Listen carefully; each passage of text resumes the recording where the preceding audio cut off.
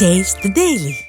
நாகை மாவட்டம் வேதாரண்யம் அருகே 100 கோடி ரூபாய் மதிப்பில் தூண்டில் முள்வளைவு கட்டும் பணி தாமதமாக நடைபெறுவதை கண்டித்து மீனவர்கள் போராட்டத்தில் ஈடுபட உள்ளனர்.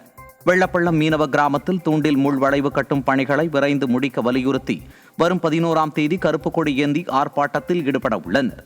இது தொடர்பாக வருவாய் கோட்டாட்சியர் தலைமையில் நடைபெற்ற பேச்சுவார்த்தையில் உடன்பாடு ஏற்படாததால் மீனவர்கள் வெளிநடப்பு செய்தனர். கேட்கறதுக்கு நிதி கிடையாது, பற்றாக்குறைன்னு சொல்கிறாங்க. அப்போ நாங்கள் பல முறை போராடி அரசாங்கத்தை அணுகி கேட்ட பொழுது மறு பட்ஜெட் அறிவித்து நாங்கள் நிதி அறிவிப்போம்னு சொன்னாங்க. ரீஎஸ்டிமேட் ஐஐடியில் ரீஎஸ்டிமேட் போட்டு தலைமைச் செயலகம் போய் 4 மாதம் கிடப்பில் 5 மாதமாக கிடப்பில் இருக்குது. அதுக்கு எந்த முகாந்திரமும் கிடையலை. இது வரைக்கும் நிதி ஒதுக்கப்படலை. எங்கள் மீன்பிடி துறைமுக வேலை நடைபெறாமல் பாதியிலே நிற்குது. சிவகங்கை மாவட்டத்தில் போலீசார் தாக்கியதில் உயிரிழந்த கோவில் காவலாளி அஜித்குமாரின் நண்பர் அருண் திடீரென மருத்துவமனையில் அனுமதிக்கப்பட்டுள்ளார். அஜித்குமாரை போலீசார் அடித்து துன்புறுத்திய போது அவரது நண்பரும் ஆட்டோ ஓட்டுநருமான அருணையும் போலீசார் அழைத்து சென்று தாக்கியதாக கூறப்படுகிறது.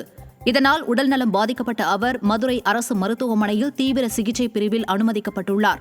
அங்கு அவர் உள்நோயாளியாக அனுமதிக்கப்பட்டுள்ள நிலையில் காலில் ஏற்பட்டுள்ள வீக்கம், இரத்தக்கட்டு மற்றும் கைவிரல் வீக்கத்திற்கான சிகிச்சை அளிக்கப்பட்டு வருகிறது. மதுரையில் வீசிய பலத்த காற்றால் மரம் முறிந்து விழுந்து கார், இருசக்கர வாகனம் மற்றும் மின்கம்பி சேதமடைந்தது. மாநகர் பகுதியில் திடீரென வீசிய பலத்த காற்றால் கரும்பாலை கார்ப்பரேஷன் காலனியில் உள்ள மரம் வேருடன் சாய்ந்து வீட்டின் எதிரே நிறுத்தி வைக்கப்பட்டிருந்த கார் மீது விழுந்ததில் கார் நொறுங்கியது. மேலும் மின்கம்பத்தின் மீது விழுந்ததில் மின்கம்பி அறுந்து தொங்கியதுடன் அருகில் இருந்த இருசக்கர வாகனமும் சேதமடைந்தது. விடியா ஸ்டாலின் அரசின் மாநகராட்சியினரின் அலட்சியத்தால் பலவீனமான மரங்களை அகற்றாமல் பொதுமக்களின் உயிரோடு விளையாடுவதாக குற்றம் சாட்டினர். தூத்துக்குடியில் கெட்டுப்போன கேக் விற்பனை செய்த பேக்கரி மீது உணவு பாதுகாப்புத்துறை அதிகாரிகளிடம் புகார் அளித்தும் நடவடிக்கை எடுக்கவில்லை என குற்றச்சாட்டு எழுந்துள்ளது. மாசிலாமணிபுரத்தைச் சேர்ந்த பாலமுருகன் என்பவர் பிறந்த நாளை கொண்டாட விஇ ரோட்டில் உள்ள பிரபல ஹெவன்லி பேக்கர்ஸில் பட்டர்ஸ்காட்ச் கேக் வாங்கியுள்ளார். வீட்டிற்கு சென்று பார்த்தபோது கேக் கெட்டு போய் துர்நாற்றம் வீசியதால் பேக்கரிக்கு வந்து அது குறித்து பாலமுருகன் கேட்டதற்கு ஊழியர்கள் அலட்சியமாக பதில் அளித்துள்ளனர்.